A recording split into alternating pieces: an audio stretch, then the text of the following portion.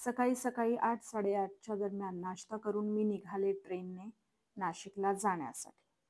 आता कसारापासून मला टॅक्सीने जावं लागणार होतं, त्यामुळे मी टॅक्सी घेतली आणि कसारा घाटातून प्रवास करत मी नाशिकला पोहोचले. मुंबई नाक्याच्या गणपती बाप्पाचं दर्शन घेत मी पोहोचले होंडा शोरूमला. कारण माझ्या भावाला घ्यायची होती गाडी आणि तिथे माझी उपस्थिती ही अत्यावश्यक असल्यामुळे मला मुंबईहून नाशिकला यावं लागलं. गाडीची पूजा करण्यासाठी आम्हाला फुलमाळ आणि नारळ हवं होतं. ते घेण्यासाठी मी आले. नारळ फुलमाळ घेतल्यानंतर तिथून आम्ही निघालो.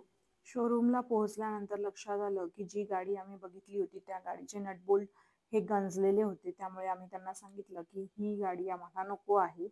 गाडी आम्हाला चेंज करून हवी आहे. त्यांनी पूर्ण प्रोसेस परत नव्याने केली. परत डॉक्युमेंटेशन झालं. परत गाडी चेक केली. सगळे पार्ट्स चेक केले. यात आम्हाला साधारण 5 ते 6 तास लागले.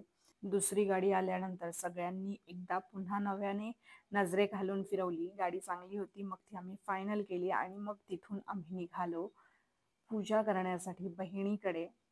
पूजा करून झाल्यानंतर सावीला नवीन बाईकचा राईड दिला आणि त्यानंतर आम्ही निघालो मावशीकडे जाण्यासाठी.